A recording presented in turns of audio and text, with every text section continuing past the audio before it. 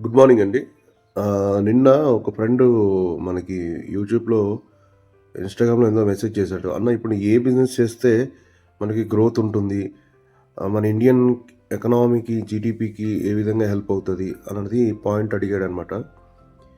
నేనేమన్నానంటే జనరల్‌గా ప్రతి ఒక్కళ్ళు ఇండియా అనేసరికి ఆహ్, పంట పొలాలు పండించడం, ఆర్గానిక్ సంబంధించిన బిజినెస్ చేయడము, ఏదైనా ఒక వస్తువు పండించి దాన్ని వేరే వాళ్ళకి వేరే ముంబై గాని, బెంగుళూరు గాని కొన్ని డిఫరెంట్ ఆఫ్ ఊర్స్‌కి పంపిస్తుంటారు. విశాఖపట్నం, మన తూర్పుగోదావరి జిల్లా, ఇటు నెల్లూరు, చిత్తూరు, ఈ విజయవాడ ఈ ఏరియాస్‌లో ఏదైనా పంటొచ్చినప్పుడు మామిడి పళ్ళు గాని, ఆహ్, లేతే అరకు వైపు కాఫీ గాని, లేతే బ్లాక్ పెప్పర్ గాని ఇట్లాంటివన్నీ గూడా పండించిన వస్తువుని వేరే ఊరికి పంపియడము మన రైతులకు తెలుసనమాట. అయితే నేనేమంటానంటే రైతు ఇండియాలో జరుగుతున్న ఫార్మింగ్ ఒకటే కాదనమాట. మన ప్రపంచ దేశాలకు పంపించొచ్చు. అంటే ఫార్మింగ్‌తో పాటు మన హ్యాండ్ మేకింగ్ జాబ్స్ ఉంటాయి చూసారా?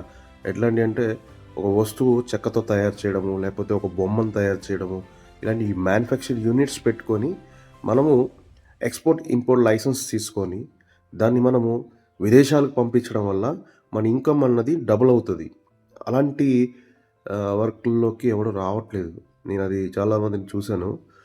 మీరేం చేయాలంటే జస్ట్ మీరు ఏదైతే వర్క్ చేస్తున్నారో, ఆ వర్క్‌ని బాగా రీసెర్చ్ చేసుకొని, మన బయర్స్ ఎక్కడ దొరుకుతారు, ఏ కంట్రీలో బయర్స్ ఉంటారన్నది ఐడెంటిఫై చేసుకొని, ఆ బయర్స్‌తో మీరు టై అప్ అయ్యి, మీరు బిజినెస్ చేస్తే మాత్రం మీ బిజినెస్ చాలా ఫాస్ట్‌గా స్కేల్ అప్ ఉంటుంది.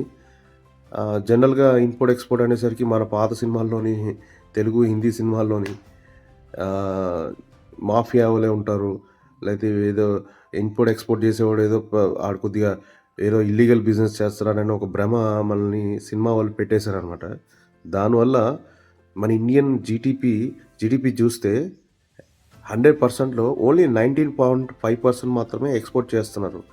మిగతా వాళ్ళెవ్వరు గూడా ఎక్స్‌పోర్ట్, ఇంపోర్ట్‌లోకి రావట్లేదు. భయపడుతున్నారు. నేనేం చెప్తున్నాను, గవర్నమెంట్ మీకు సపోర్ట్ చేస్తది. ఇండియన్ ఎకనామీకి మీరు హెల్ప్ చేసినట్టుంటుంది.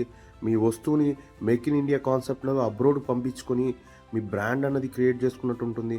దీనివల్ల మీ గ్రోత్, స్కేల్ అప్ చాలా ఫాస్ట్‌గా ఉంటుంది మీ బిజినెస్ ఎదగడానికి. ఇవన్నీ మిస్ అవుతున్నారు స్టూడెంట్స్ అందరూ గూడా. దయచేసి దీని మీద కొద్దిగా ఫోకస్ పెట్టి, విశాఖ ఏజెన్సీ ఏరియాలో నేను చాలా చూసాను. ఆ ఏరియాస్‌లో మంచి మంచి ఫార్మింగ్ కల్చర్స్ ఉన్నాయి. కానీ రైతులాగా ఉండిపోతున్నాడు పాపం. అంటే మ్యానుఫ్యాక్చర్ వాళ్ళు ఎప్పుడైతే మ్యానుఫ్యాక్చర్ వాడు ఇంపోర్ట్, ఎక్స్‌పోర్ట్‌లో దిగుతాడో అప్పుడు ఇండియన్ ఎకనామీ పెరుగుతుంది. ఇండియన్ జీడీపీ పెరుగుతుంది. దానివల్ల ప్రతి ఒక్క ఉద్యోగాలు లేని వాళ్ళు ఉంటారో వాళ్ళకి ఉద్యోగాలు దొరుకుతాయన్నమాట. ఇండియా అప్పుడు పేద కంట్రీ అవ్వదు. ఇండియా అప్పుడు మేకింగ్ ఇండియా కాన్సెప్ట్‌లో ముందుకు వెళ్ళిపోతుంది.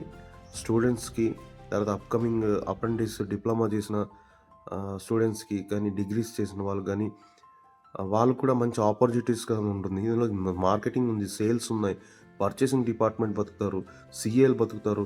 ఇందులో హ్మ్. మార్కెట్ అనలైజ్ వాళ్ళు బతుకుతారు. తర్వాత ఇంపోర్ట్, ఎక్స్‌పోర్ట్ చేసేవాళ్ళు బతుకుతారు. ఇందులో ట్రాన్స్‌పోర్ట్ బతుకుతుంది. ఎంతమంది ఉన్నారు చెప్పండి. ఇదైతే బిలియన్ బిజినెస్ అనమాట. ఇందులోకి ఎవ్వరు రావట్లేదు. మన తెలుగు వాళ్ళు దయచేసి ఫోకస్ చేయండి.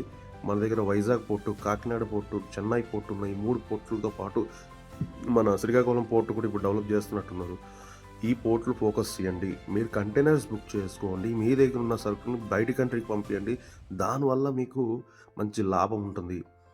మీకు ఈ విషయంలో ఎటువంటి డౌట్స్ ఉన్నా సరే మీరు డీఎం చేస్తే దానికి సంబంధించిన డీటెయిల్స్ ఎలా చేయాలి, ఏం కావాలి, దాని పద్ధతి ఏంటి, దాని ప్రాసెస్ ఏంటి అన్నది నేను చెప్తాను.